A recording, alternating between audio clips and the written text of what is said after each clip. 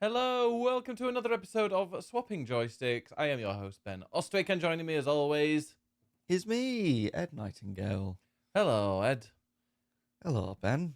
Oh, yeah, it's Are been we a. are we gonna go northern for this We episode? will. We will be talking about, thank goodness you're here. We're going to be talking about Elden No, Ring. thank goodness you're here. Yeah, you're here. Thank goodness I'm here. Thank goodness you're here. Thank goodness we're here because we could have been killed in a terrorist incident. Wow. Should we go straight into that? Sure. Yeah, we were. Well, tomorrow we are flying to Vienna As for. as you listen to this. Yeah, as you listen. Sorry, tomorrow. Today. As you listen to this, we are going to Vienna to not see Taylor Swift. Yeah. Yeah. Because of a suspected terrorist plot. Apparently, there was going to be some person driving in and blowing up a suicide bomb type thing outside in the crowd, and then a knife attack. Oh God. Yeah. So I'm glad that didn't happen to us Yeah. or anybody. Well, exactly. I mean, disappointing, but better safe than sorry. Yeah. I mean, no one wants to die. Yeah, that's true. So there's that in general. Mhm. But also, yeah, annoying that we don't get to see Taylor. But we're still going to go to Austria and Mhm. have a nice trip. I would like to see you in the hills that are alive, listening to the sound of Salzburg. music. No, that's Salzburg. That's a different trip. It's close enough. It's not. We can find some hills for It's you. closer to Bratislava than it is to Salzburg. Sure. I've been told. Okay. Maybe not. Well- Maybe someone will fact check me. We can still find some hills for you. That's fine. I've heard that we might be going to a chocolate factory. Well, that's exciting. Yeah, We'll be bringing some of that back. if it makes and- it back. Oh, yeah, you'll stuff your face with it. Yeah, I need to make sure my bag's quite empty. Well, how much chocolate are you planning on bringing back? Enough. Enough. Enough. Okay, that's a lot then. Yeah. I would like to eat some Sachertorte, which is chocolate cake. Oh. And also some schnitzel. Yeah. I like to be authentic. Schnitzel just, I don't know, it reminds me of like turkey dinosaurs you had as a kid. No, Yeah, it's like funny shaped meat in breadcrumbs. it's just been bashed. Uh, You had flattened meat this evening for dinner. yeah, I ate about a quarter of it, didn't I? Well, I tried. I just wasn't in the mood. I don't know. Chicken and bacon just don't go together for me. Like it generally makes me feel ill. Like eating them both in the same thing. Like I could never have a chicken burger with bacon on it. It just tastes horrible. But separately, sure. I don't understand that. I never And grew I up. forgot, which is why you got it for dinner. Which is weird because usually I'll say something to you and be like, "You told me this like 3 years ago." Oh, But for that, apparently you didn't remember. But no, I didn't grow up eating bacon. Like, it's not a religious thing. Like, we just never had bacon. And so I've only had it recently, and I'd like it. Like, if I'm hungry in the morning, it's nice. But I don't particularly like bacon outside of a breakfast. interesting. Do you- Okay, noted. You're just discovering this now, aren't you? Well, I wouldn't say just discovering, but it's noted. It's Yes. good. Okay. Will this No influence your... bacon ever. No, bacon's good in the morning. Like, with eggs and stuff, it goes well. But what if we wake And up beans. late? No, absolutely not beans. Oh, What if we bacon needs wake to up- be soaked in beans. No, it doesn't. It does. What if we wake up late and have like a bacon sandwich for lunch? Uh, yeah, if I'm very hungry, yeah. Okay. Like, I'll eat bacon if I'm very hungry. Okay. And it's sometimes really nice, especially if it's crispy and very salty. Like, they were it's more gammon than bacon that we had. That was Tonight? thick stuff. Well, like, yeah, I specifically bought thick cut bacon because you get fewer slices in a pack, and I didn't want them going to waste. Yeah. As we won't be here for a couple of days. But 24 hours. Well, yes. Fine. Yeah. Oh, well, yeah, it was, I appreciated the effort. You're welcome. Thank you. Anyway, we'll have some nice food in Austria. Mm-hmm. I'm excited. I've never been to Austria, so You haven't? because you've been. You went to you went I to went Salzburg. to Salzburg when I was in year 8, so I was about 12, and I went there with my school orchestra. I was playing the tuba, and we performed around Salzburg in various locations, and I can't remember exactly because it was a long time ago. But At one point, I did walk on stilts for a short time in Salzburg. They were Okay. very like I say stilts. It was about 30, well, less than 30 centimeters of stilts because they were like these two Oh. wooden poles, and I think there was just like some kind of carnival, and they had a big box of stuff, and you could go and get what you wanted. And there were these two like poles, and on them, like about 30 centimeters up, they had like a little ledge, and you could stand on those and like walk, and it was very difficult to walk. Okay. I was gonna say you're tall enough. Like you don't need Yeah, stilts. I don't need to stilts. Yeah, and so somebody yesterday was saying, like a friend was saying, "Oh, were you playing the tuba on the stilts?" I was like, I could barely get up. There's no way I was playing a tuba on stilts. I'm not a Cirque du Soleil performer or whatever they do there. I don't know. I've never seen Cirque du Soleil. I Just like think they do fancy- more than stilts. Just an expensive circus, isn't it? Yes, Yeah. that is exactly what it is. Okay. Well, I saw some clips on things. I think I Okay. saw someone dancing on ice. It looked very impressive. Yeah, it's a lot. I'm sure that they have various shows. They're all very lovely, but it is a fancy circus. Yeah. Do they have Um, animals? No, It's not a circus then. well, it's not that kind of circus. Is there any, putting heads into lions? No, maybe some sexy dancing Okay, no. because that might sway interested. you. Yeah, I thought that Yeah. might work. Yeah. Anyway, Yeah. Well, off topic again. Will Yes, there be any sexy Austrian dancing with their with the lederhosen lederhosen. and the tissues and that's more? Tissues. No, That's more Morris dancing, isn't yeah. it? Yeah. They just yeah, similarities. I mean, yeah, quite similar. I don't know. I genuinely know very little about Austria in general, apart from the Sound of Music and Yeah. Mozart. Oh, and I went to Mozart's birth house. I went outside it anyway. And also I did the Sound of Music tour, which I don't remember Ah. too much because I hadn't seen it at the time. Oh, However, we all went and danced around the fountain that the kids do in the okay. I can't remember is it Doa Deer, Female Deer? Is that the Mm. one? As they're going around there. And I did that and then watched the film like a few years later and was like, oh yeah, I went there. I remember that. So I did it the other way around. Okay. They did. I remember them putting on a video on the coach because it was a 48. I think it was like 48 hours or was it 24 hours? I don't know. It was a long, long time on the coach that we went from the north of England all the way to Austria by coach. Oh Yeah. my god, fuck that. And Oh wait, no, hang on, you've got vom Yeah, stories. and No, I don't want to hear an this. hour- No, an hour into it, No, the person next to me no. who used to play the French horn, no. he vomited on my trousers. So, and I had to like wipe those off, and yeah, sat in vommy. Yeah, things for the 48 hours I was going there. Okay, you good now? You done? Yeah. He also, after like 5 hours, went and had a massive shit on the onboard toilet, even though they said don't have a shit on there. He was a bit of a He's like, the worst. yeah, person. he was like a little bit of a scrote. You know the a type of bit person. of a scrote, You know the person at school that you're like, a bit scummy. they're a bit gross. They're a bit like, they'll do suspect stuff. And you're like, you're probably going to be in prison when you're older. Like, not necessarily beating people up, but kind of like maybe don't be that forthcoming against women that you fancy. Wow. So Okay. Well, I'm not going to name him. We're not going to get into trouble. we're not going to be getting a coach. There will be No. no vomming, Good. and Well, you never know. we will. I hope not. Maybe after that And dinner. we will have. Wow. We will have a lovely time in Austria, Yeah. and have a nice trip to cover up your last one. Yeah. I also remember on the coach they put a video on, which I thought would be Sound of Music. And I think they did. And then they put Sister Act. Both quite different nun films. I don't know why we had nun. I wasn't in a Nun Catholic was the school. theme. I wasn't from a Catholic school or anything like that. No. I was from the King's High School. Not a secondary school. It's a high school. Sure. But yeah. Interesting. Okay. Well, that's us off to Austria. Thanks, Taylor. Yeah, I mean, better to be. Yeah, I mean, I'm not the world's biggest Taylor Swift fan, so it'd be nice to have a 36 hours away from this house. We will have a nice chilled time. Yeah, It will be very relaxing, I'm sure. but I know lots of people are absolutely devastated Mm. by her.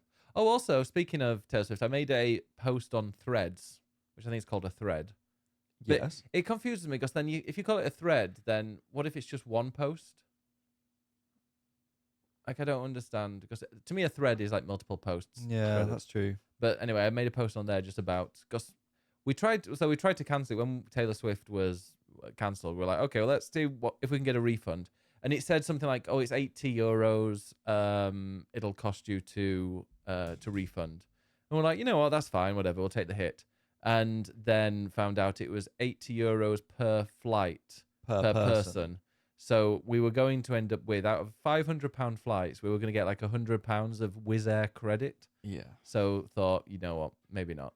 Let's just go anyway and make the most of it. Yeah, exactly. So I made a post of that on Threads, and it's just, I don't know why, but I think it's because it's got the word Taylor Swift in. I think that's exactly why. Yeah. It has properly popped off, and yeah, no, I mean, I said this after. I think I posted that after, but I've just decided to delete Twitter from my phone. Like, and I've also You've done this before. I have done this before, and then I go back, and then, but I think this time actually I won't, because like I've even cancelled. So they put being able to DM people that don't follow you behind their Twitter premium, and I was like, oh well, I'm gonna have to pay for that because that's how I reach out to creators who take part in our fundraising events for charity.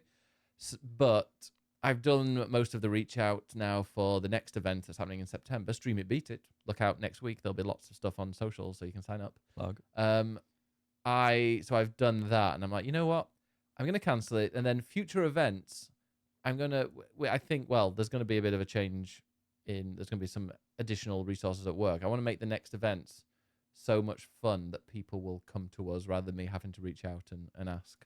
So that's going to be a lot of fun, but also it means that I don't need to have that Twitter premium thing, because I used to keep changing my username to get rid of the blue tick because there's no way I wanted it to be shown, since they made it where you can't hide it anymore. Because they're like, oh, to tempt people to pay for it, they were like, oh, you can hide it though. And then when everybody was hiding it, they're like, oh no, because then people think nobody pays for it, so then we have to unhide it. It's run by a complete prick. Yep. And not even a prick, a criminal. Like, he's genuinely, his actions are criminal. Elon Musk's. Can't stand the man. Inciting violence and stuff, like the riots that have been going on, the racist riots that have been going on in the UK have been instigated by. Well, I mean, they've been pretty much, I know it's been organized and stuff through Telegram, but they've been riled up and instigated on Twitter, which he's got to be responsible for, because the amount of stuff that gets posted there and gets reported and doesn't get deleted or removed, or people being banned, it's entirely up to him. Yep. And this is where I become a bit of a kind of, what's the word? Authoritarian. Or anti-freedom, in that I think the UK government should ban Twitter. So now I've deleted it from my phone. I think they should make nobody play it, nobody go on it. But no, I think they should either fine them so much that they can't pay and then they're screwed, or like if Twitter hierarchy at the people at the top, if they can't control the hate and the and all the organized crime and stuff that's been organized on there, then yeah, it should be banned. Okay. No free speech from me. Clearly. I'd say maybe enforced regulation before banning. Well, but yeah, you're just all out for banning. Well, yeah. Okay. No, well, they can enforce it, but they're not going to do it, so they'll ban it. Just may as well cut out the bit in the bin. Bullshit. Yeah. They're not going to adhere to it. Anyway, where were we? Video games. Is that your run over now? Mm-hmm. Well, thank goodness you're here. Hadn't even have a coffee yet. Thank goodness you're here. Yeah. What a game that was. Yes. We played that last week. Was it it was last weekend. Which you can watch on YouTube. You can watch the whole thing if you're unaware of what it is. Yeah, in fact, if you go onto YouTube, it's one of my best ever performing videos. It's currently on that's a bit extra actually. Over 5,000 people watching, with an average view duration of 22.5 minutes, which is massive. People like it. People do like it, and also I'm a northerner. It's set in Barnsley, which is where I was born, and you're a southerner, so I can explain all the references that go over your head. Well, there weren't that many references that went over my head. No? No. Like, yes, it is very northern Yorkshire, and it's very Yorkshire, but it's also just very British in general. Yeah. Like, I think anyone from Britain will get the references. How would you describe it? Because it's not... Is it like a puzzle game, kind of, or...? That's the thing. I'd say it's like a narrative comedy game. Yeah, a bit like Little Misfortune. It's Yeah. very much like Little Misfortune. I mean, essentially, it's you're not really interacting with the game, like in a particularly complex way. No. You play as I guess, small man. You would know. Thank you. He's a small man. And sometimes he shrinks into strange places. Yeah. And he goes to this northern town called Barnsworth, which is based on Barnsley. Mm-hmm. I wonder if it's mixed between Barnsley and Hemsworth. Maybe. Hemsworth is even closer to where I grew up. Oh, lovely.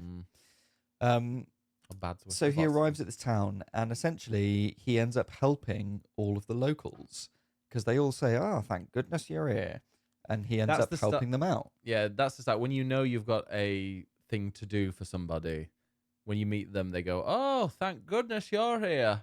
And you're like, "Okay, right, new chapter."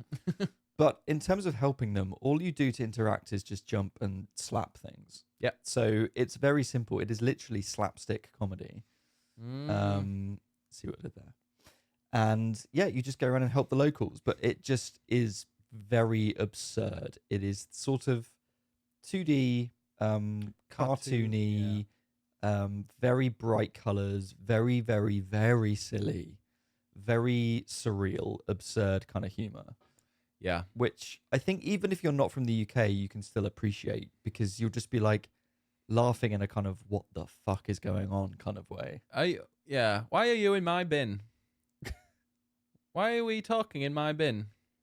Like that was the most absurd bit. Well, it's not, but like it's one of the ones where I don't know. Every time we walked past this couple, they were talking about a bin, and then it just got weirder and weirder every time you walked past. So eventually, they were both inside the bin shouting at each other. So there were a couple of things that I particularly liked about it, and I think one of them is the way that jokes develop over time. So as you're wandering around, like stuff just kind of happens around you, and you talk to people, and they say silly things, and you're like, "Oh, okay, that's funny." But the way the game works is that you sort of explore this town, helping people, and you end up sort of looping around it again and again. But every time you go back to an old area, like something's changed, something's different, and you can speak to the same people and get like an extra bit of a joke. And the way that develops over time, I just think is really, really well done. I like the one where you're going to the fishmongers and you're hitting the fish, and then as it progresses later on, you realize one of the things that you're hitting is not a fish. No, it's in a very interestingly placed. Won't spoil it for you, but just go and play it. It's brilliant. But I really enjoyed that, and just like I remember playing the demo. So I've mentioned this a million times before, but it was at Gamescom last year. I saw it being announced, and I was like, "Oh my god, this is like my perfect game." It's set where I'm from. It's a comedy game, and you can't die. You can't get game over. It's perfect. And I'd signed up to I didn't get many meetings at Gamescom last year because I didn't. Yeah, I was shit at planning it. Whereas this year, I've like turned down a bunch. The thing is, when you haven't been before, you don't quite know what to expect, and you think you can walk around. Oh, okay, I understand what to do now. Yeah, before you think you can go around and just turn up, but no. If you're going to Gamescom, make sure you get meetings. But so I had signed up to a meeting. It was a friend of ours works in PR, and we're like, "Oh, it's a secret game. We're not going to say what it is." And yeah, it turned out to be that. And so I had 20 minutes to play it, like a demo, with the two people who had like founded the studio, I think it was, or that had come up with it. And they were both told me that they were students from Barnsley. So I had a bit of a northern chat. Of course. And I got to play it, and I was like, I loved it. I did fear, and I think there is even a preview. There is a preview on our YouTube channel, which we'll do some previews for any games that we play this Gamescom as well. But I was a bit worried that some of these jokes might not land and might be a bit like, oh, this might upset a few people. But no, I think they got the tone perfect. Yeah. I don't know if they changed any of the jokes or toned it down a bit, or if I was just being like, out of context, maybe on its own, some of the jokes you're like, oh, like there's a kid that's obviously, the chubby one that's always got food, and then you slap it and it just goes all over their face each time. And those kind of ones, like just completely out of context or just like not in the setting, seems like, oh, they're mocking a I think that is very British humour though, and I think they're taking the piss out of everybody in that Brits game. are known for being quite sarcastic and dry and witty and very bawdy, and so I think people when they see a British game, like to be fair, that's the tone and the vibe that I think people expect. Yeah. So I think, not to say Brits can get away with anything, but I think that kind of tone with comedy we can sort of get away with a little bit. It was, and I actually, because the YouTube video was doing so well, I asked for any other recommendations for games, and somebody did come up with one, and it seemed quite interesting. Oh. They said, oh damn it, where is it? Oh, it must be. Is there one like most recent? Yeah, newest first. They suggested Procession to Cavalry, I've heard of that. and it's about 2.5 hours long. Yeah. And it looks, I mean, it's a very, very, it's the opposite style, I'm going to call it. Because I'll just show you. This. Oh, yeah. So it's the art game, isn't it? It's like a very bizarre art game. And Yes. is it comedy? Um, Or is it artsy?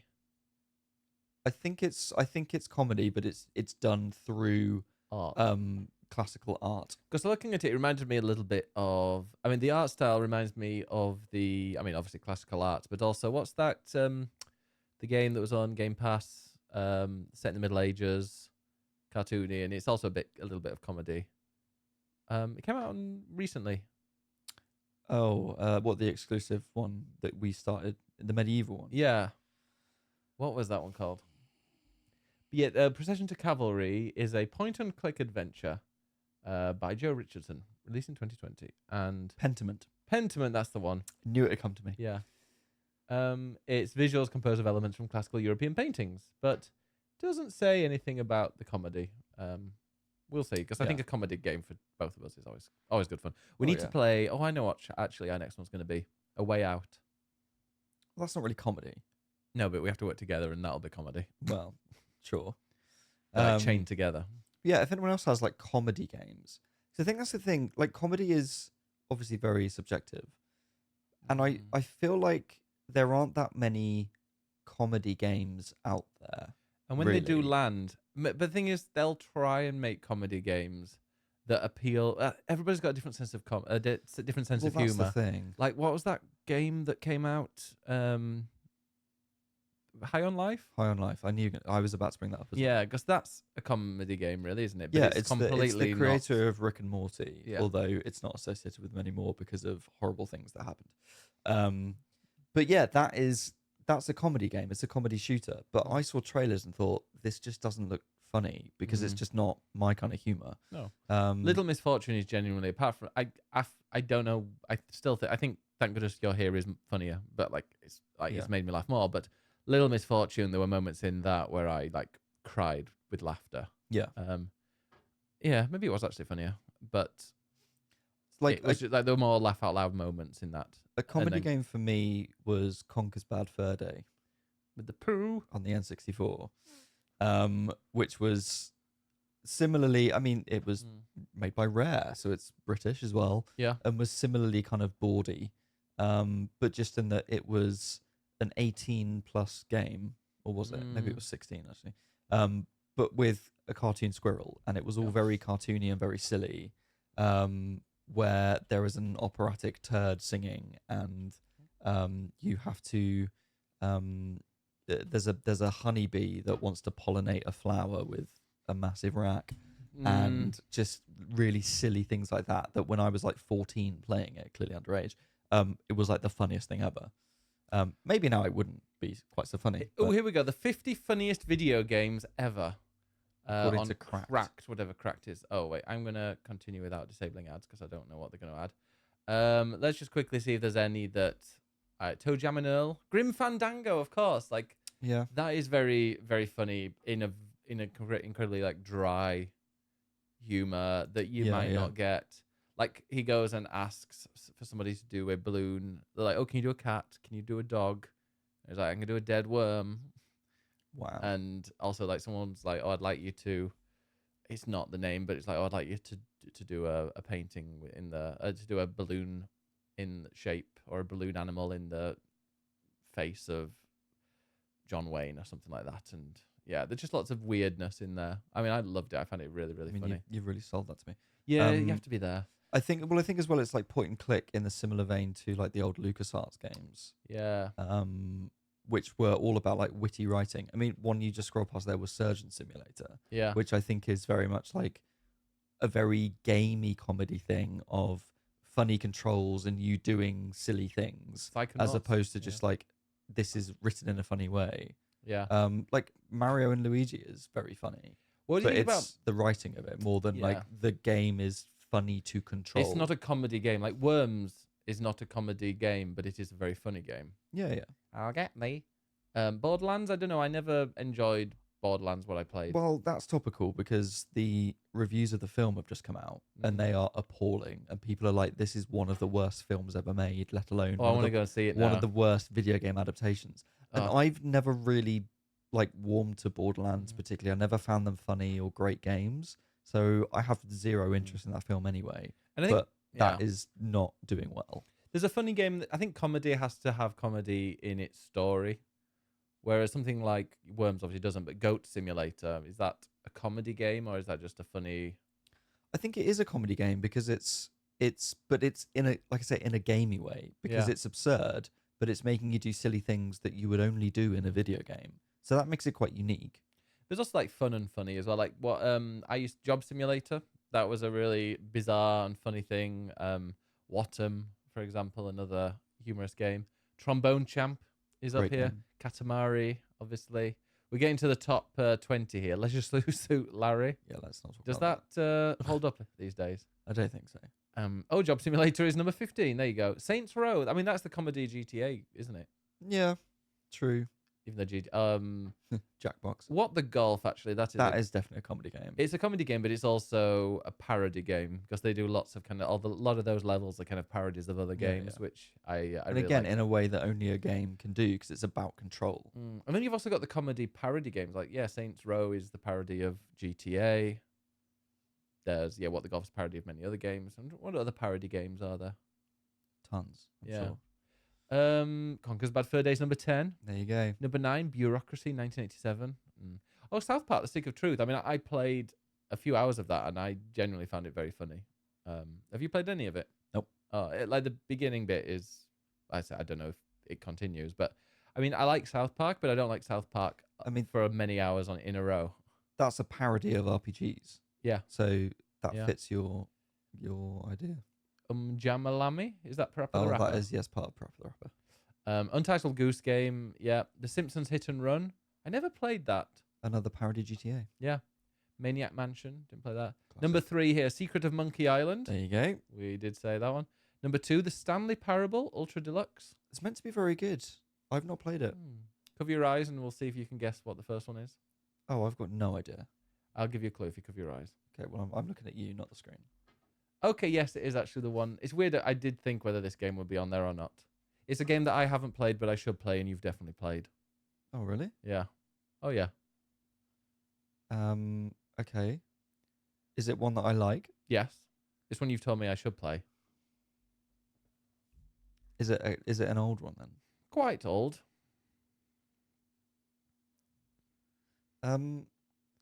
It's got interesting mechanics. Is it on PC? Yes. Is it on consoles? I think so, yes. So it's Actually, platform. I don't not entirely sure. Can I have another clue? It has an interest. I think it has a very British voiceover.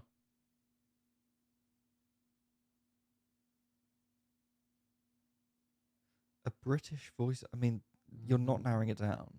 I'll give you 2 colours. That might give it away. Blue and orange. What? It's probably one of the most popular games of all time on PC. Blue and orange? Yeah. I bet people screaming now. Listen to this. Probably. And I'm like, what? It's got I think it lasts. You can do it in like 2 or 3 hours. Interesting mechanics. Mechanics. Yeah, it's about doing things and using the environment. And I'll give you one more. This clue. is probably. I'm gonna kick myself in a minute. I think it might. Oh gosh, wait. Look away again because I need to check who it is. Oh Lord. Who the voice actor is. Wait a sec. Ooh, it's Which one? It is out on loads of other. It is multi-platform, and it came out in 2011. And I can't see who the voice actor is.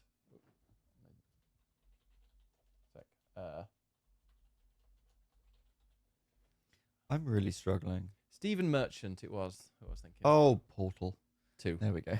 Portal 2 is the one which I think. Yeah. As he said his name, I was like, oh yeah, blue.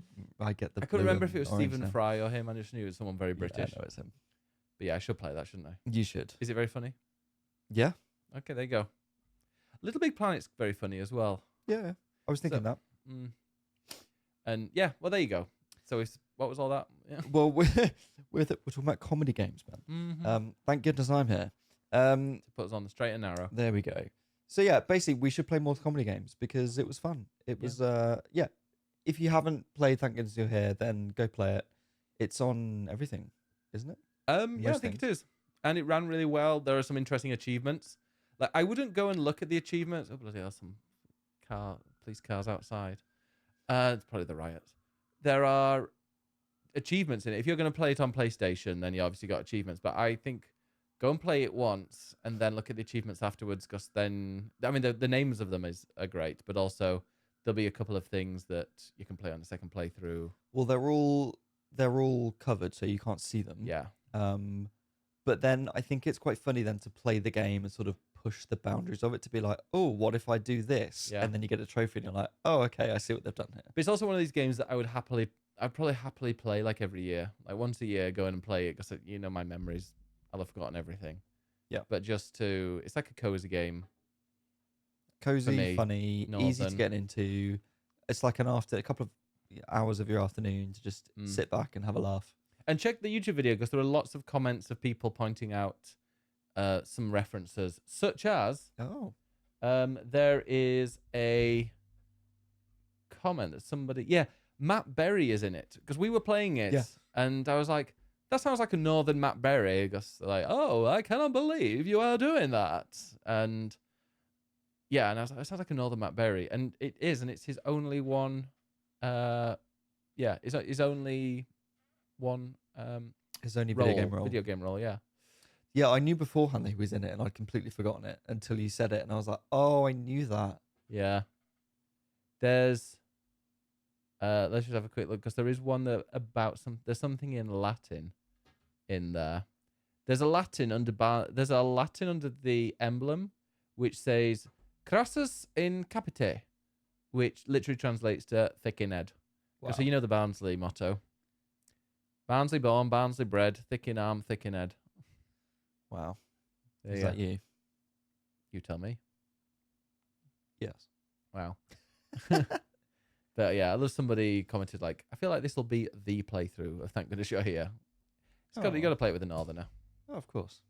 But also just play it for yourself and enjoy it. Yeah, I mean, we had people Thoroughly watching recommend from it. all over the world, and I think they were very confused, but also the humor is, you slap somebody and they drop their ice cream, it's universally funny. Yeah. Slapstick. Yeah. All good.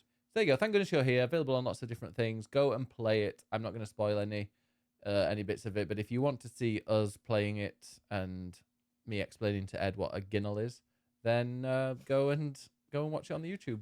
And make sure that you take your time and look at all the details, because there are loads of little things to look at in the background and bits of text and just little things that aren't obvious, and then you read it and you're like, oh, that's funny. There were loads that we didn't see. In fact, the one, before we do go on, we went to see Richard Hawley's theatre production called Standing at the Sky's Edge, which is generally probably my favourite theatre show ever.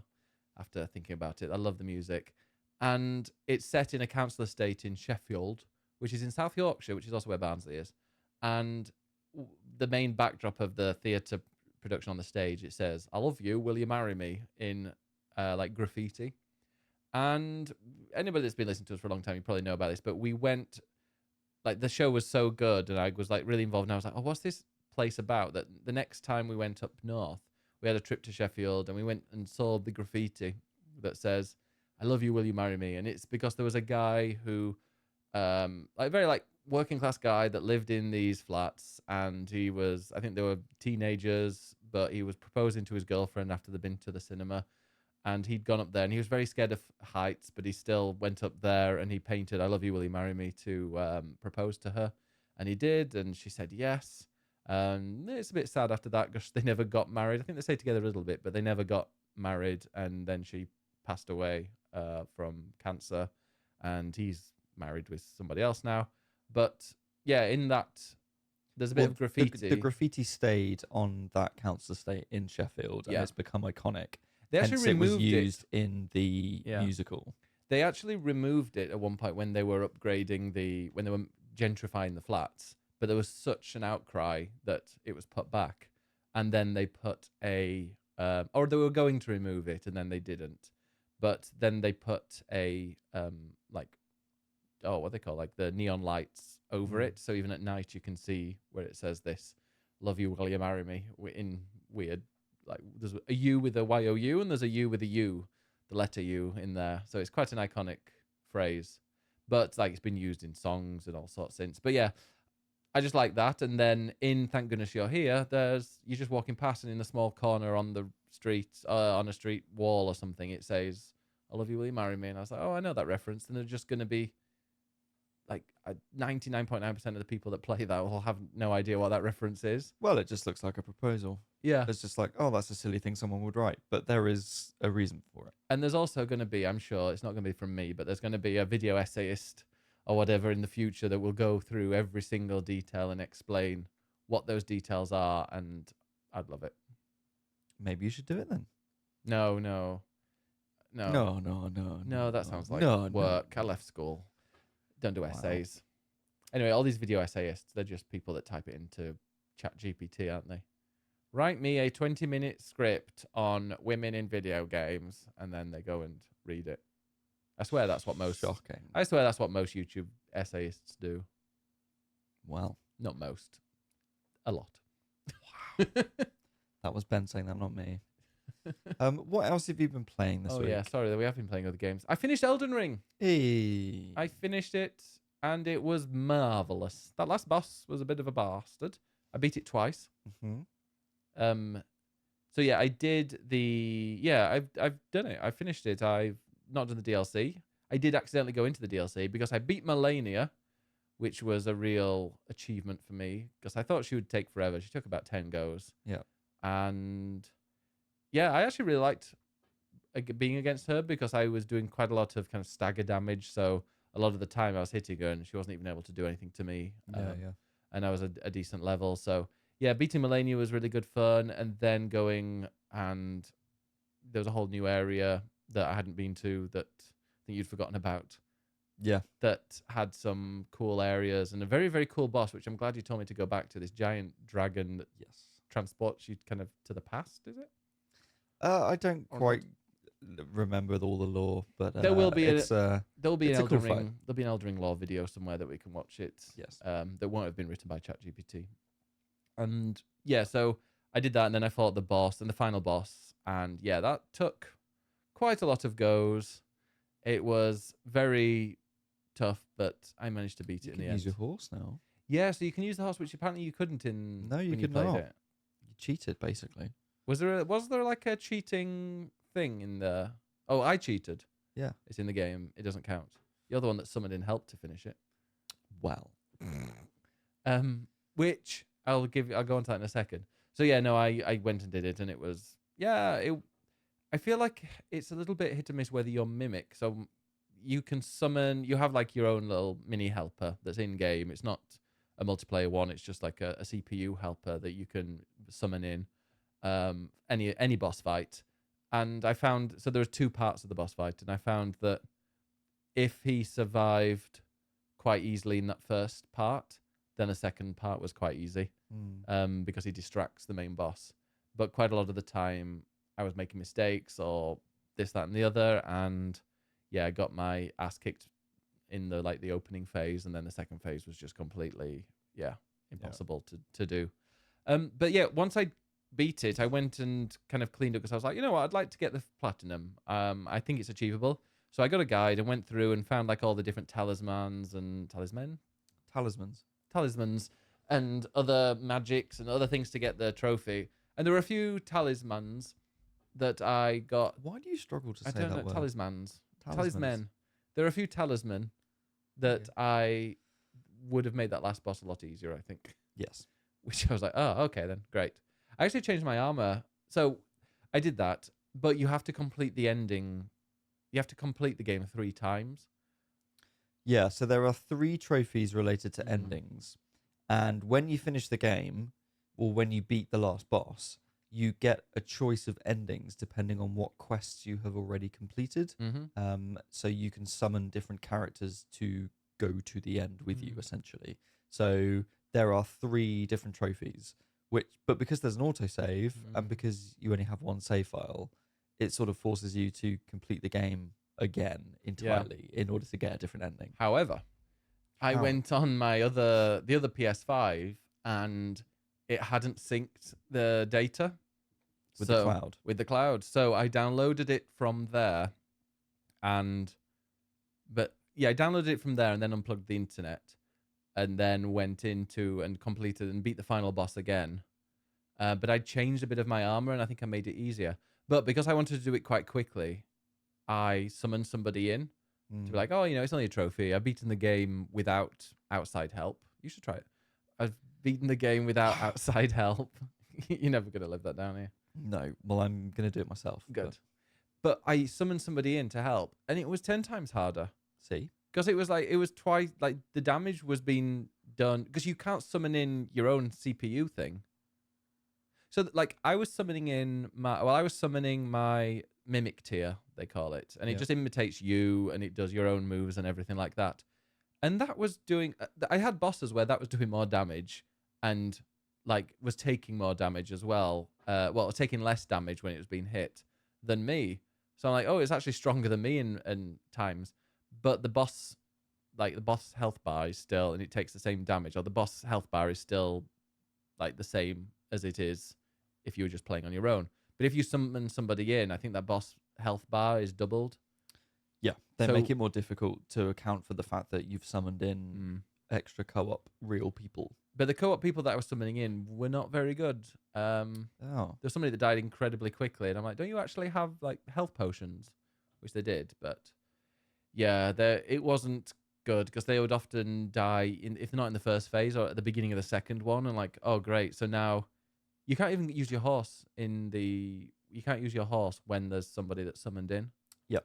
So I couldn't even do that. But yeah, if anybody's going to be playing it, make sure you've got like a really good armor that's repellent to holy damage, and just get your mimic tier, and just do not summon anybody in because it makes it way harder. Yeah. So I also only have 2 ending trophies before I platinum it. So watching you do it, I'm now like, fuck, I want to do it again. I want to do it myself. So my plan is I have a second save file, which I was slowly plugging away at, and I'm now right near the end. So I've got Moog, Melania, that last area. Oh, do you not beat Moog? Not yet. And then the final boss. So I'm very close to the end on that. So my aim is to basically whip through that and choose one of the other endings I didn't get. And then I'm going to do a New Game Plus, but with my first save file where I've done everything in the base game and I've done the DLC, but without going to New Game Plus. So I'm basically going to be massively over-leveled with all the talismans and all the weapons and everything. And I'm then going to basically do like, not so much a speed run, but a quick run through of just the main bits basically without exploring, just to get through the game as quickly as possible and just see how quickly I can do it using like fully leveled up DLC weapons and see how quickly I can get through it. Oh yeah, so when I finished everything, so I did it all. Well, I did it all except for obviously the final trophy. And also there's one weapon that becomes kind of locked before the end, so I couldn't go back and get that one. So I have to get it on a second playthrough. Okay. But I started a New Game Plus because I was like, you know what, let's start a New Game Plus and I'll go through that. and I wanted to see what it would be like. And I went and killed the first boss that I would normally do, which is the Beast of Farum Zula or something like that, or Farum something, whatever. It's the guy, the monster in the cave. Yeah. And I killed it in 3 hits. And I was like, oh, okay. And only got 5,000 runes. Yeah. And I need like 150,000 now to level up. But I then realized I was like, oh, shit. Because it doesn't, you can't go back to your previous previous save. So now if I want to go into the DLC, I can't. Yep. I've got to wait a long time now until I can get into the DLC. That's the really annoying thing with the save way files. the DLC is done. It's really annoying. And I'm sure, I mean, there are reasons, and there's so many reasons why, you can't pause in the game. You can't do various other things. There's no like full-on co-op really in it. There are lots of restrictions in it, but yeah, the one that does really annoy me is the save file. And unfortunately, I couldn't go back and to a time before and then like pick up a save. So yeah, no, I was annoyed at that because now I'm like, well, if I do want to do the DLC, which I will do the DLC in probably like 2 years, because I'm a bit. I mean, you should. Yeah, of course I will at some point, but I'm a little bit over it at the moment. But I think I might play through the game in like a year or 2 off stream when I'm just in the mood to play it, and then get to like a really good level and then go into the DLC on stream. Do it. But it's just, yeah, it's a little bit annoying. You know what you need to do before then? But just before I do that, people that played the game, anybody that went into New Game Plus after finishing it and started it and thought, oh, no, I can't be bothered anymore.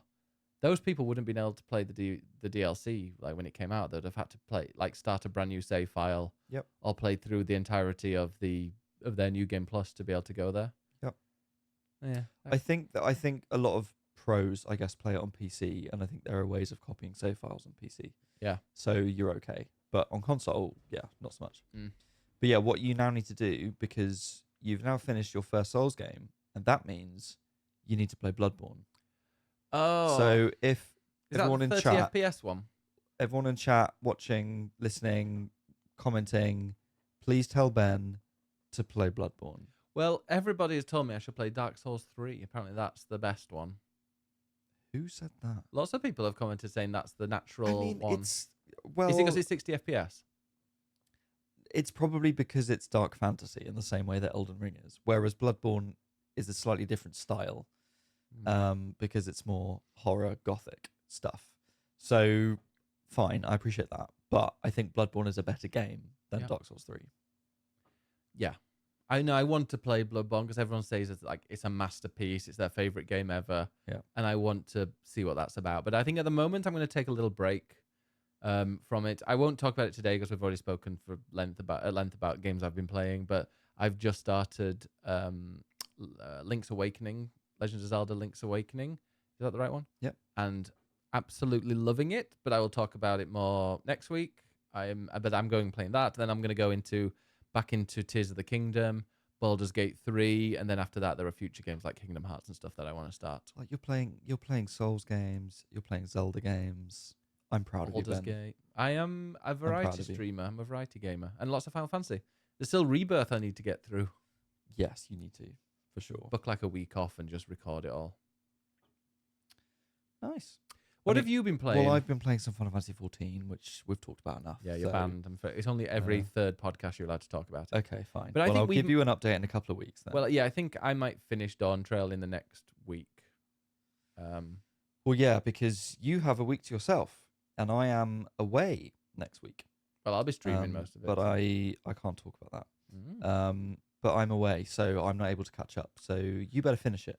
You better work. Better finish it. So Thursday night we'll still record the podcast. So it'll be up as normal, but we'll be able to talk. Well, I won't be able to talk about what you've seen, but might be able to talk about where you are or where you were. You like to talk about where you're going? No. Oh. No. Sorry. You'll have to wait. I think until the end of August. Well, okay. But it'll be worth it. I promise. Yeah. Let's see what other people have been playing because we've had some essays this week. From lots of people. We have, and you know what? I'm going to take back what I said before about like making sarcastic comments when people post an essay. I enjoy the engagement. Yeah, and I like if somebody has a lot to say about a game. I mean, I've been speaking for 90% of the podcast today, so it's about time that we hear some other people's voices. Yeah, a variety of voices. We like it. First up, we have Glint Skadoodle, who says, into the last act of Yakuza Like a Dragon. coughing Can already. make sure it's spoiler free because I do really want to play that game at some point. Yeah, I'll continue. I will double check. So doing some sewer grinding and mopping up of side quests. My first Yakuza game. I have loved the mix of serious main quest storytelling with utterly bonkers side quests and combat. It's definitely gained a fan from me and will be adding infinite wealth to my wish list. I really, really need to play Like a Dragon before we go to Japan. You do, but also, why didn't I think of that? That is a very, very funny game. Oh yeah, That is a real comedy game. If you've not played Yakuza, it's so batshit. It's one of those games that you want to play with people watching. So, like, if you're at home, get someone around, or if your partner's around, play it while they're there and look at their face when you're like busting into like what you think might be a drug den, and you just find it's a load of people dressed as babies rolling around on the floor going goo goo gaga. Spoiler. I mean, that's not even. I don't even think that's a main quest. That might be a side quest, but it's just There we go. bizarre. I mean, no, there's like 150 different incidents like that in that game. It's brilliant. But yeah, I want to play Infinite Wealth as well. Yeah. So Glinsky's played more. On Friday, I decided I wanted to play a chill story game during Friday Night Wrestling. So what remains of Edith Finch on the Nintendo Store, and thought, why not? I've heard great reviews about it, and I enjoy calm, walking, story-led games occasionally. What is the official name of this genre? I'd say walking simulator. Stroll playing game. With you, Ben. There you go. But haven't been spoiled on anything that actually happens. The visuals and sound are stylish, gorgeous, and atmospheric, and I really enjoyed the variety of minigames sprinkled through as you find your way to each person's story. Therein lies the big oof. The game may shred your heart into teeny tiny pieces. In particular for me, baby Gregory's scenario broke me, and I actually let out an audible no at the TV as it reached its conclusion. I completed the game in that one sitting and then spent at least an hour lying in bed just thinking about it. Highly recommend it, but make sure you have someone or something to hug afterwards. I think both of us have played that game, right? I literally played it the minute it came out. It's this. Yeah, we won't spoil anything about the story, but it's sort of multiple stories in one that connect, and they're all told in different ways. That's what I like about it. Every single story has its own mechanic. Yeah, they're all told in different ways, but it's overall quite a heartbreaking game, and just go play it. We won't spoil any more, but if you haven't played it, go play it. That's what remains of Edith Finch. Just get to the point where we just talk about it, because you need to have played it. If you haven't, it's your own fault. Yeah, true. But yeah, what remains of Edith Finch, the Baby Gregory one, yeah. Although that one, it hit me hard, but also I was like, it felt a bit cheap. Because of, it's like, for example, when you know the theme of the game and you sort of know what's going to happen. Yeah. But no, not cheap. It just felt a very easy way to get someone emotional. It's a bit like when we watched, it's like I stopped watching Chernobyl because they had a whole episode where it was just killing dogs and puppies. And there was one bit was when they went over, they had to kill some dogs because they were radioactive and they can't run around. And then they get to one and they look and it's just it's a dog, and they turn around and there's all the little puppies. And I'm like, oh, great. And so they have to kill the puppies. And I'm like, this is just the cheapest way to get emotion, like the audience to be emotional. And I hate that kind of stuff. Yep. To finish up, Glinsky says, have since started on Mario RPG, or PRG, as it's written. It's enjoyable, but still feels like a very much pared down RPG. Still fun, but find myself playing it on autopilot. That's also a funny game. The Paper Mario games especially are very funny. But enjoy that. It's good fun. Madam Nee says, I've been obsessed with Prince of Persia: The Lost Crown this week. I picked it up on sale on the Xbox after enjoying the demo previously, and I do not regret it one bit. Definitely punishing with its platforming at sections, but it has phenomenal art. Oh, I thought the art was the weakest thing about it, if I'm honest. Sorry. I really liked it. I just cool. He's hot. Just a bit comic booky. He's really hot. I think that's what Madam Knees means. Okay. With many distinct biomes and enemy types, this feels like a very modern take on the Metroidvania genre, including options like fast travel and the ability to save snapshots. I can't talk today. To save snapshots on the map, to remember to come back to an area with an ability unlocked. That is very cool. That's a very useful thing.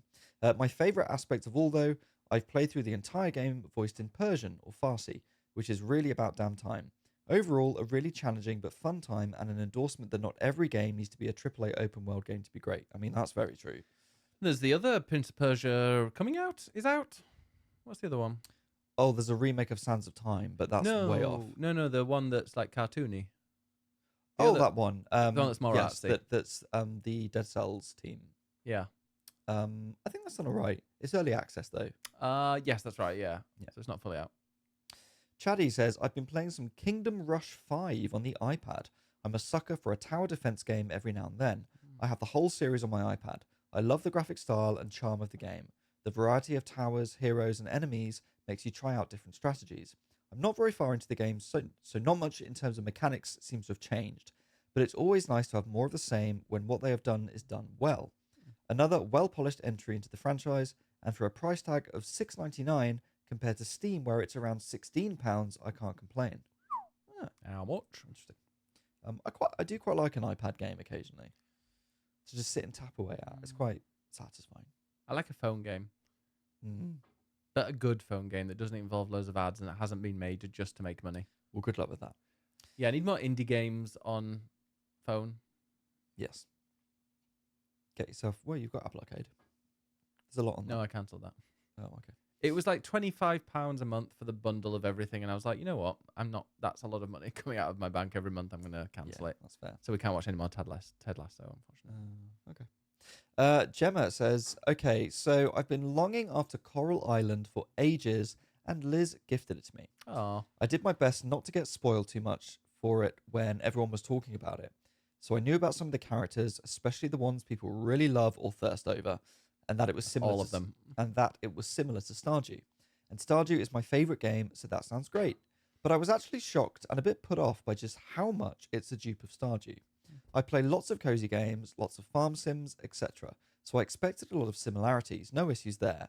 But even the farm layout is the same. Like, the general store is also closed on Wednesdays. The giant soup pot you put things into to get a better judgment from the governor or judge. I just call Sam, owner of the general store, Black Pierre.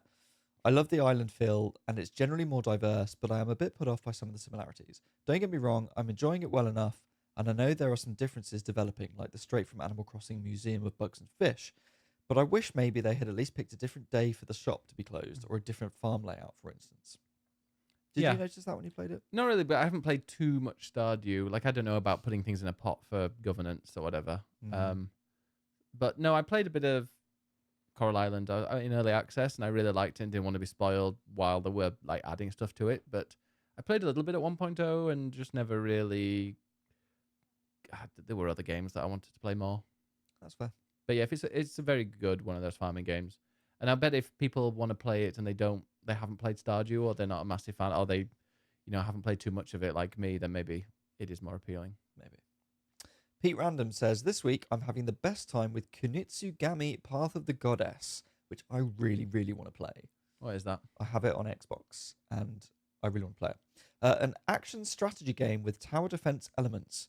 I really didn't think I was going to like it, but thought I'd give it a go, and have been very pleasantly surprised. Been a lot of tower defense games. Is it because of the rioting in the UK? You need to make your own towers. No. Oh. So, I mean, I'll finish Pete's bit before I Please do. give an explanation started, of so what I believe it is.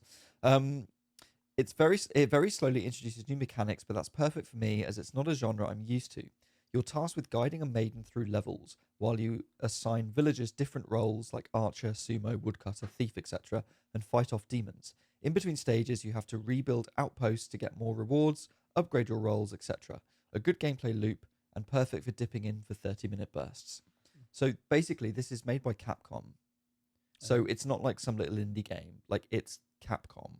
And they've made a slightly sort of lower budget, smaller title in between. I like those. It's like in between Lost Resident Crown. Evil and... like Ubisoft's Prince of Persia Lost Crown. It's a smaller Exactly. one. Yeah. And sometimes I think, we've got all these big AAA games, and sometimes studios, even the big ones, can just make something a bit smaller. And it's nice to have something that's original. Unravel. Well, that's their indie arm. It Takes Two. Also part of indies. But But they've got their own indie arm. Oh, yeah. So, yeah, it's all based in Japanese folklore, this game. So it looks... I remember seeing it in What's it called like, again? I'm gonna Xbox Google. showcases. You just look up Path of the Goddess.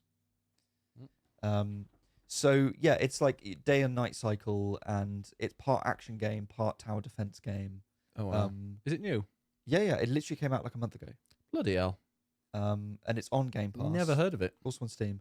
I think because it's called Kunitsu Gami Path of the Goddess. Nothing. So I think Gammy is what you've called if you've got your legs a bit bloody. yeah. Got a gammy leg. So I think because of the name, maybe it's like hard to Google and people don't really want to look it up. But it looks really stunning in terms of its art style and folklore. It's very kind of Okami. Oh, verified on deck as well. There you go. But also gameplay-wise, it seems to have done really, really well. And there's a demo. There is a demo on Xbox as well as Steam if you wanted to try it. But yeah, I've got it on Game Pass, so I absolutely want to give it a go. That's on my list to play through soon. Pete says, I'm also playing Riders Republic because it was on sale for £6 and jeepers, that's like everything I'd ever want from an extreme sports game, having been a big SSX Tony Hawk's fan back in the day. I played a little bit, I think. I think I played it. What was the one I played? I played Steep. That was quite good. Riders Republic, I think that's the motorbike one, isn't it? You can ride multiple things on it. I think you can do multiple, yeah. I think there was one where I was on a BMX and I kept crashing and like my body kept ragdolling places and I wasn't very good at it. Yeah, funny that. Right, Helios. We have Here we go. long one from Helios. But it's a game that you know. Well, there is a story, and I'm very aware of the story behind it. But I will read what Helios says. Finished PN03, a little unknown GameCube game from 2003. A little history and why I even played this. Capcom, so more Capcom, only released 3 titles on the N64, but plenty on the Game Boy Color. So they unveiled a deal with Nintendo called the Capcom 5 to make 5 games exclusively for GameCube under the leadership of Shinji Mikami, who was the creator of Resident Evil, and head of their Studio 4. At the unveiling in 2002, they showed off Resident Evil 4, Beautiful Joe, Killer 7, which is made by Grasshopper and with Suda51, who's now really well known, Dead Phoenix, and Piano 3. The latter being the first one released in 2003. This is Piano 3. To both critical and commercial failure. Dead Phoenix was quietly cancelled, and the remaining 3 all eventually got ported to PS2, which had a much bigger install base than the GameCube. So basically, it was meant to be like, here are 5 games that Capcom are doing for the GameCube, but then one was a bit shit. One of them they ignored. Yeah, but the second one I didn't even remember. The other 3 they just released on PS2 anyway. Yeah. And they're the ones that I've played. So I haven't played Piano 3, but obviously I played Resident Evil 4. I played Beautiful Joe and loved it, and I also really enjoyed Killer 7. But I haven't played Piano 3. In the end, Piano 3 ended up being the only GameCube exclusive from the bunch. Being a Shinji Mikami's creation, and because Wiki calls it a cult classic, I decided to play it and give it a fair shot. And let me tell you, it does not hold up, and does not deserve the title of cult classic. It's a third-person futuristic shooter, very heavily relying on antiqued arcade mechanics. You control the stylish Vanessa Z. Schneider, who is voiced by Jennifer Hale, who's done loads of stuff. She is, funny enough, now is the voice of Bayonetta, and there's quite a lot of Bayonetta, I think. I saw a butt. I saw a lot of butt in this game. Yeah, I mean, so Vanessa Z. Schneider is a fairly sexy, butt-heavy action lady who shoots things. So from her butt? Make of that. Not from her butt. Okay, good. So there we go. Do not want to be on the receiving end of those pellets. She is a space mercenary tasked with disposing robots in sterile, high-tech corridors and chambers throughout the game. There are about 12 different enemy designs, excluding the bosses. Even if those make a second appearance later in the game tinted differently, the hardest enemy in the game is the controls themselves. The atrocious tank controls hinder your every step of the way. As soon as you turn more than 30 degrees while running forwards, she stops running and starts rotating in place. Generous invincibility frames in dodge moves help with combat, but navigating tight corridors is a struggle. My biggest gripe is you have to stand still during combat, which is by design since special moves such as homing missiles, giant lasers, or timed invincibility require you to let go of the analog stick and input old school combos on the D-pad to activate. I did not know that. That's a pain. I mean, yeah, the way he's describing it very well, I gotta say, and it sounds horrific. Yeah, like I remember looking at it thinking this looks cool as a sort of third-person shooter thing, but little things like that are just that's going to ruin it. There's no story to speak of, but the couple of cutscenes make me believe the developers had more cinematic ambitions during development that they abandoned while pushing to release. Progression is tied to different suits she can wear, which differ which aspects you can upgrade and what special moves you can perform in them. And naturally, the most difficult to obtain outfit in the game is just a thong and chaps. Overall, from the videos and glimpses of gameplay, I imagined a much different game in style of other Capcom titles of the time, namely DMC. Unfortunately, it's too rooted in its arcade design to be remarkable in any way, even at release in 2002, let alone 2024. I suspect they had a much grander aspiration for the game, from the elaborate animations to music to the overall style and feel, but there was only so much such a small team, only 5 programmers listed in the credits, 2 music composers, 2 sound designers, etc., could achieve for release.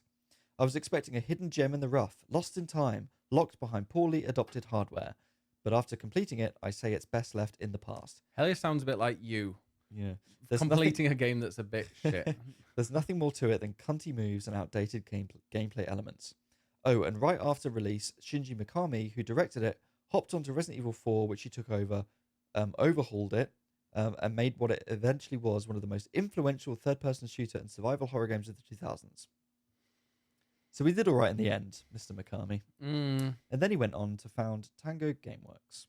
Oh, that's what happened to them.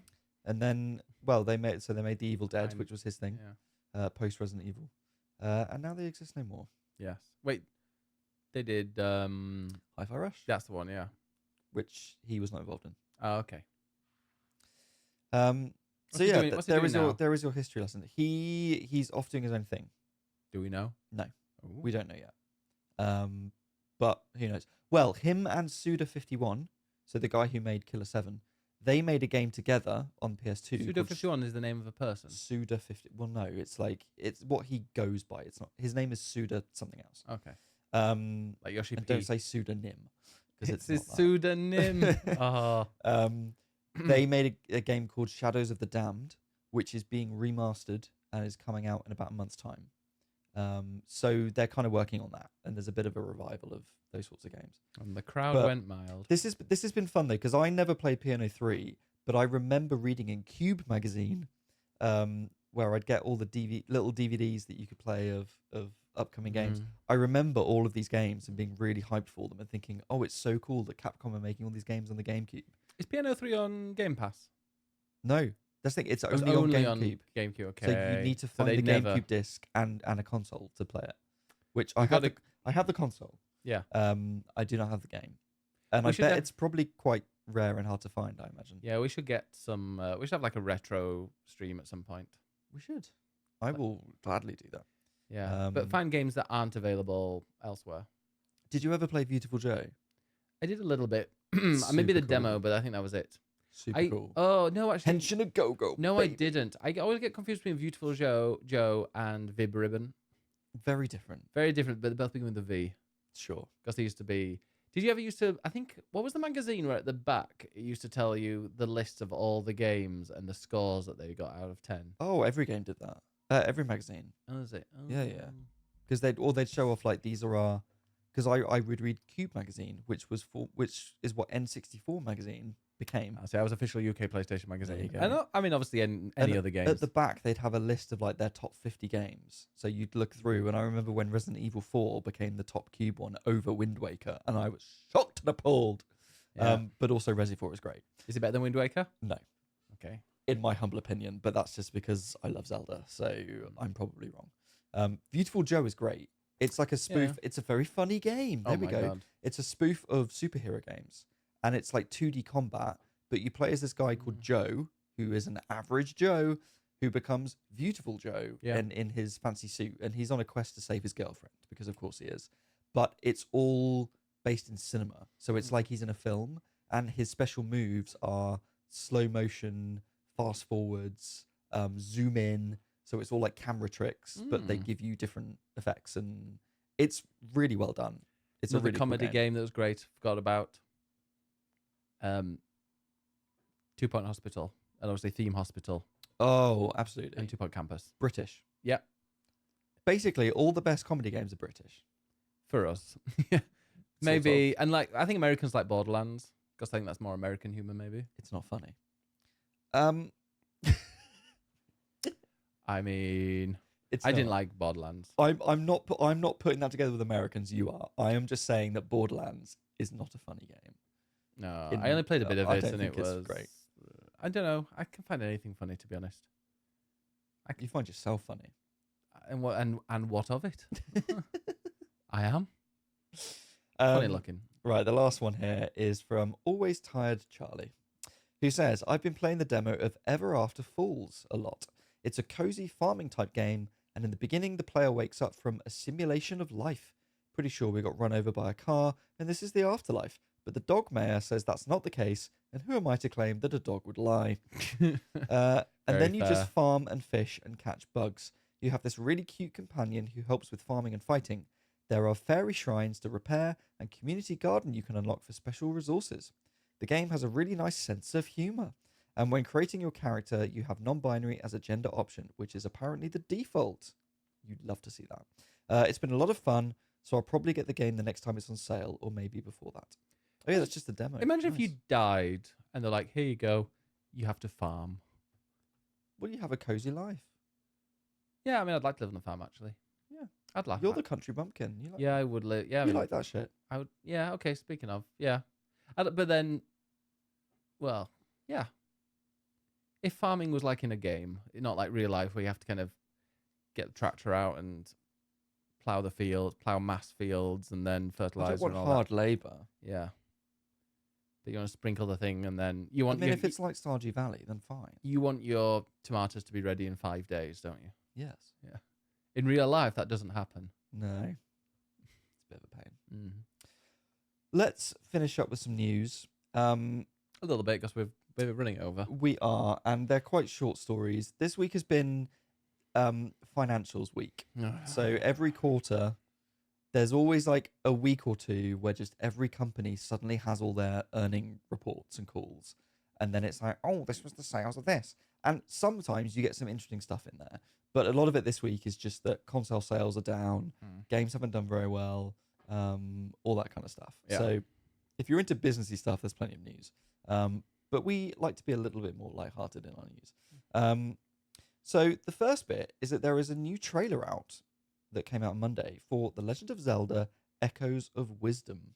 I haven't seen it. And you haven't seen it at all? No. Oh, interesting. Well, I won't say too much about it. Yeah, I don't like because trailers. I won't spoil it for you. Basically, it's a new Zelda game. It's out next month. How much? Which, literally, this was only announced a couple of months ago, and it's suddenly out next month. Mm-hmm. So this is your notification to go and pre-order this game, or at least prepare to buy it because it looks great. Oh yeah. It is essentially a mixture of Link's Awakening, which you are currently playing. I was about to say, yeah. Hopefully, I won't get too burnt out with it. Well, it's quite different, I think, in a good way. So it is part Link's Awakening in that it is top down, like the old school Zeldas, and it's got a very similar art style to the remake, but it also has a lot of Breath of the Wild Tears of the Kingdom in it. Oh yeah, the partly fusing in like its UI, like its menus and fonts and stuff, and all that kind of stuff looks very Breath of the Wild, but it has different abilities. And the big thing, I should say, before all of that, is that you're playing as Zelda, and this is the first. Play Zelda. No, you play as Link.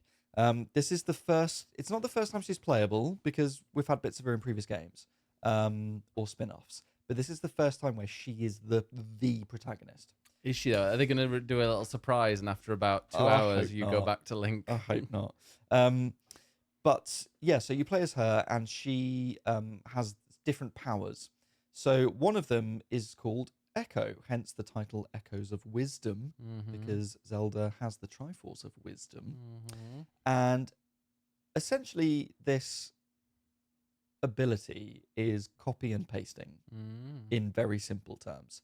But what that means is that you can find various things around the world, be it objects or enemies or whatever else, and you can copy them using the wand, and then you can summon them again somewhere else, and you can use that to solve puzzles, or you can summon enemies to fight for you, and all these different things. What about if this is a little precursor to the next big open world Breath of the Wild style game, whereas this time you play as Zelda? Maybe that's the way, because like the first one was the big exploration one, the second one was all about fusing and sky gardens and all this stuff. the third one might be, hey, you're playing a Zelda. I don't think so, I'm afraid. Oh no, don't be afraid. Because I think the big sort of big budget now open world Zelda games, which the next one is going to be Switch 2 probably. I mean, it's not going to be Switch 1, so presumably it'll be Switch 2. And it's probably, considering Tears of the Kingdom's only just come out, really, a couple of years, it's going to be a while away yet. I think that is going to be, I think they will stick to Link in those games. Or maybe switch. And what do you mean switch? Between them. I mean, that would be great. Look, I'd Switch 2 to switch between two characters. There you go. I would love for them to mix things up, but I think they will probably stick with Link as the main character. And again, the sort of open world, I imagine, but a new version of a Hyrule now. Yeah, the next Mario game is not going to have Luigi as the protagonist, so it's like that. Well, you've got Luigi's Mansion instead. But like, that's not the main one. Yeah. And I think this is still part, it's obviously still part of the Legend of Zelda series, but this is clearly a smaller, slightly lower budget game, I think, at the end of the Switch's life. And I think that means they're able to experiment a little bit more, i.e. let's put Zelda as the main character. However, there's a lot of experimentation in it, in the Echo power. There's another power as well called Bind, where you can essentially bind yourself to something else. So, for instance, if there's a platform that's moving along, going over a gap, Zelda can bind herself to it and basically hover across the gap herself along with the platform. But you can also do the opposite, where you can move and something else can move with you. So it's a way of solving puzzles. And it feels like, I get the sense from this new trailer that you can really mix these different abilities together in order to explore. I'm also getting the sense, and I don't want to say too much because I don't want to spoil things, but just little things I noticed in the trailer, to me, suggest that it's quite an open game in comparison to previous top-down Zeldas. And it feels things like there's a quest log. And for instance, Link's Awakening doesn't have a quest log, as you know, you've played it.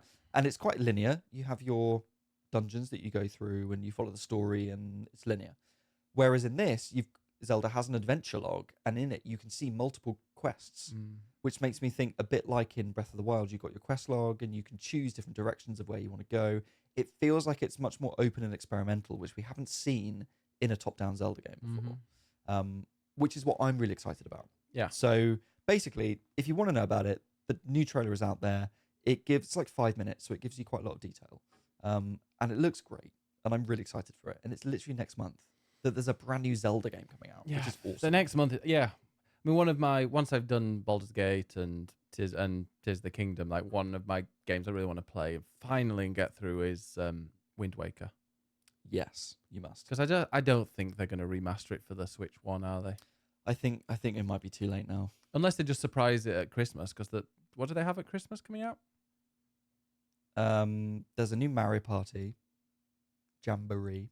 Yeah, I mean, I'll definitely be playing that. And the Mario and Luigi game. Yeah, maybe that one. Or is that the start of next year, actually? I can't quite remember. But yeah, I mean, if they did they just like, oh, this is gonna come out. Well, I did see a tweet earlier from Stealth, who noted that every single year of the Switch's life, they've had a Nintendo Direct in September. So, but they're not at Gamescom. They're not at Gamescom, and that's annoying because, especially now we know that they've got things like the Zelda game coming out. It's annoying that we can't go hands-on with it. But therefore, it's like, well, are they going to do a Direct in September? And is that going to be the announcement of Switch 2? Or will they do that next year? And in which case, what if they do a Direct in September, what will it include? Will there be more announcements that they haven't even said yet? Yeah. I don't think... I mean, just personally, I don't think they would do an announcement of a Switch 2 before Christmas. No, I don't think they will either. Because otherwise they'd be like, oh, well, I'm not going to buy a Switch this Christmas for my kid because there's a new one coming out next year. But also, it's a really quiet year, and there's not a huge amount on PlayStation and Xbox. So if they did just suddenly... I mean, they won't suddenly release it, but if they announced it, I don't know, it'd be quite funny. I think drop in Wind Waker and Twilight Princess dual pack. I mean, that's my Christmas present sorted. Great. Easy. You're welcome. Right, let's whip through a couple of other bits. There's a couple of Final Fantasy things because we love Final Fantasy here on the podcast. Firstly, Final Fantasy VII Remake. We obviously had Rebirth this year, which has Queen's Blood, which is a very fun card game. And last weekend was Otakon, which was an anime convention over in America, and they had a big panel with Final Fantasy voice actors and people from the game, Colin the was producers. there. Yeah, we had there Nathan, were loads Peter, of 14 Ben. people and 16 people. And during that panel, the director, Hamaguchi, confirmed that Queen's Blood would be coming back for the third game. So we still don't know when that's coming out, how far away it is, what it's called, but at least we know that Queen's Blood will be back. And that is very good news because it's great. Another quick bit of 16 news is that PC players are waiting for the PC version of Final Fantasy 16. Yeah. Because at the moment it's exclusive to PS5. And we know it's coming. Yoshi P has said it's coming. Yeah. We just don't know when.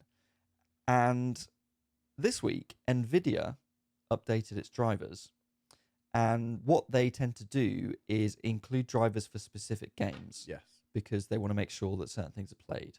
And they will do that before the release of those games to make sure everything is ready in advance.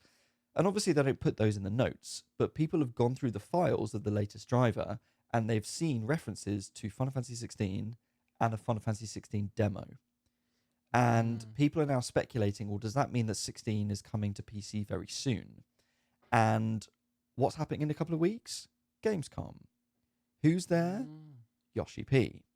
Now, he's there because of 14, because they've got a big thing for 14, a Dawn Trail and a fan thing and talks and whatever else. So he's there for that. But we all know that he also did 16.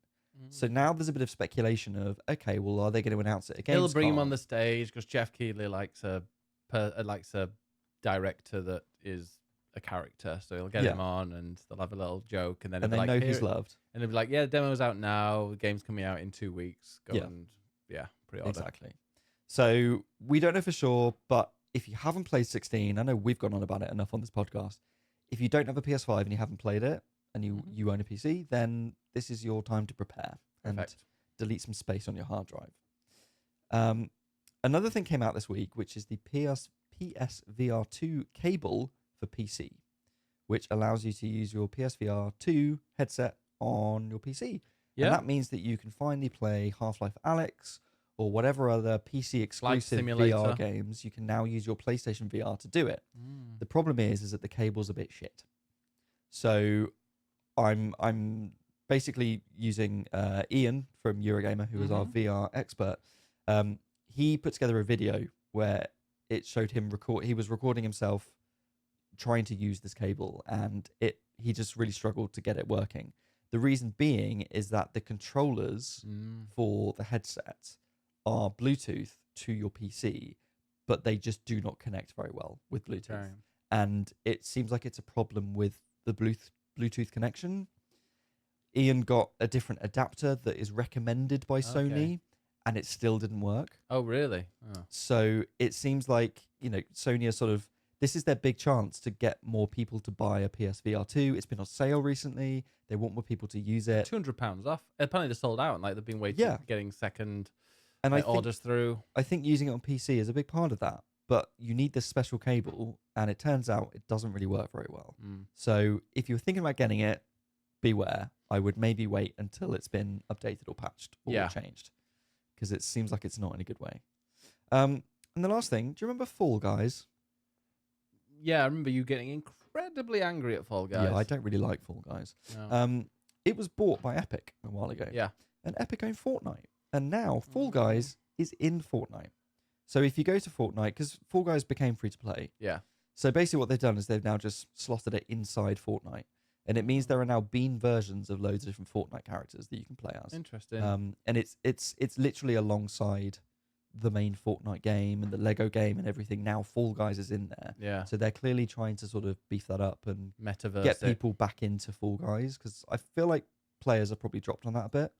Yeah. And now it's all part of Fortnite as one big thing. So I imagine people might get back into that again. If you're interested. I will not be, because I find it frustrating as hell. Yeah, no, it's not for me. But Well, maybe for people out there. That was the news. Right, we better finish there because we've got to get packing. We do need to pack.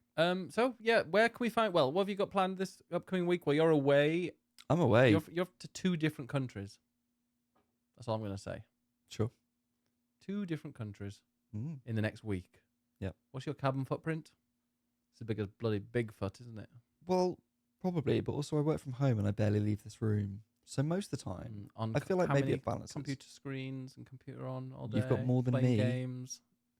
That's true. Anyway, where can we find you, Ed? You can find me at ed_nights on Twitch and on Twitter. And you Still, can for now. find me at Biggest Bennis. I've deleted my Twitter from my phone, but I'm still accessing it on desktop. But find me at Biggest Bennis on Instagram and Threads. Threads is the new thing I quite enjoy. I'm also on Threads.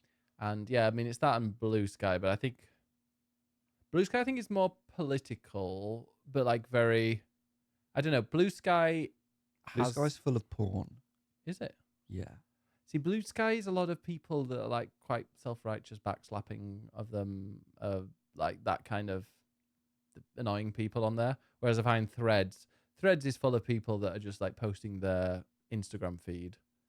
And also, well, when I first started joining it, it was just full of people saying like, I've left my Twitter, I've deleted my Twitter, I've left Twitter, I've deleted it, blah, blah, blah.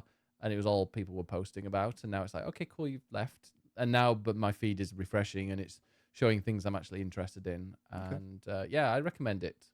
Nice. But yeah, you can find me Biggest Benners pretty much everywhere. And I will be doing a fair bit of streaming over the next week. Hopefully finishing Link's Awakening and then going into Tears of the Kingdom, back into it. Nice. To do some shrine hunting. Sounds and good. also my Elden Ring playthrough will be going up on YouTube over the next few weeks as well, because I've still got like 7 more episodes to go out.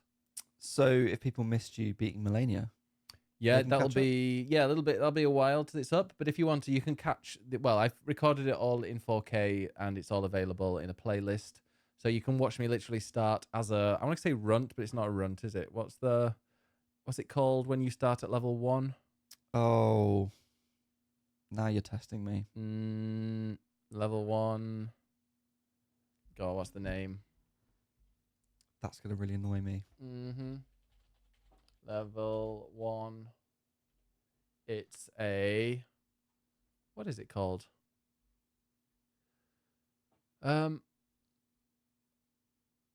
What level? Yeah, what is it? Obviously, all talking about people's. Oh, like what would it be called? A different class. Level 1 class is a. Oh gosh. Wretch. That's it. Not a runt. A wretch. No, a wretch. Okay. Well, there we go. Anyway. Yeah. But yeah, find us on swappingjoysticks.com. We upload a new podcast every Friday. We've got some exciting interviews coming up at some point. Including Gamescom ones, because we're going to go there with microphones. Yeah. Excellent. Well, let's say goodbye, because I've got a sneeze that's on its way at some point. Right. I can feel. So, Bye. see you next week. See you next time. Bye. Bye.